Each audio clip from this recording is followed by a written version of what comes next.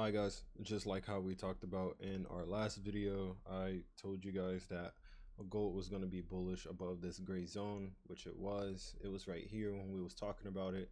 It didn't give me that pullback that I was looking for. New York session, I was looking for this level, but it did pull back. This is an area where you could have also got on a smaller time frame, such as the 5 minutes. So we can go here.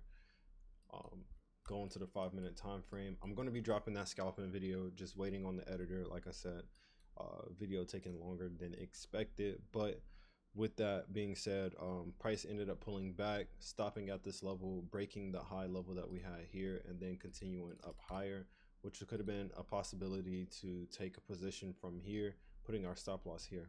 But let's just say if you didn't catch it, let's just look at it from an overall perspective.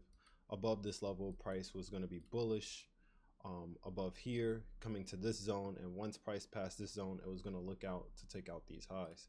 Now I'm gonna just go ahead and delete everything and mark up my charts from scratch so you guys can see what I was trying to see, right? So first of all, let's just go to like the 2 hour. It can be 1 hour, 2 hour, doesn't really matter of how you look at it. Just know that we had this new high above this level. So above this level, we had this new high.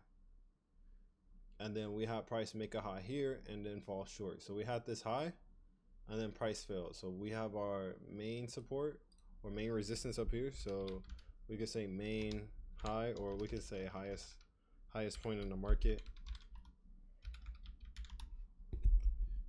In the market. So this is the highest point in the market. This is the highest point it can go. And right after this, we always want to pay attention to what happens after this happens, because whatever happens after this highest point in the market is normally going to be our support level. So now prices fell off, and then it made a support level. And from here, now we can dig deeper, or we can dig into what is actually going on in the market. So what I did was I got my highest point in the market. I see where price failed at, and then I'm looking for structure here to turn bullish. How can I determine that price is going to turn bullish? Well, it's pretty easy. We have our lowest point. So wherever this lowest point fell off of, that highest point was our last lower high. And this lower high is something we want to look at, because if we're looking at this lower high, we don't want to see price, or we do, if we want to be bullish, we want to see price break above this level. So that's where everything came from, which was that gray zone that we talked about. This gray zone came from this level here, price having this high level, holding this resistance and also holding the support. Price was in a no trade zone in this area. So this whole area was a no trade zone. This whole little gray area is going to be a no trade zone. It first breaks out and gives us an indication here, and then also gives us a bigger indication here, which we could have played this to for buys.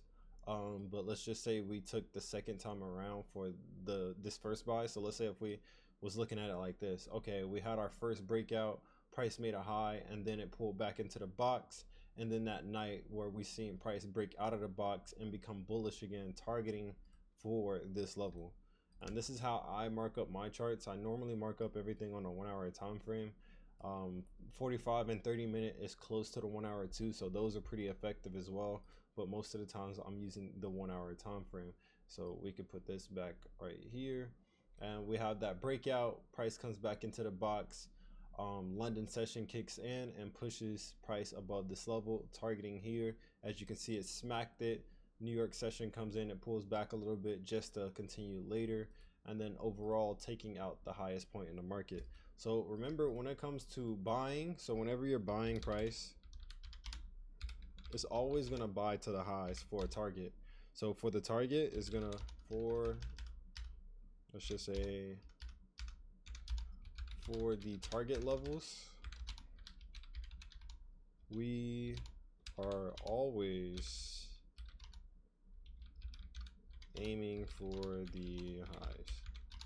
Always aiming for the highs when it comes to targeting price on a higher time frame scale. So from here, it's just like, okay, this is pretty self-explanatory. We first have the indication, which is this bullish movement here. So this is our indication itself. So let me just mark out everything. Indication. And then we have our correction. I know most people are always asking me the same thing, like how do we know when the correction is over? We know the correction is over from the first initial breakout. So what this means is wherever price broke out, if price corrects back into that box or back into this area, if price comes back above here, that means the correction is most likely over, because this goes from bullish to bearish back to bullish. So that means bears are no longer in the market, because bears cannot push back above a level where price is bullish, if that makes sense to you. So with that being said, we know the correction is over because bulls are in control above this area. Price became bearish on these candles. So if you follow my cursor, you can see price is bearish, bearish, bearish.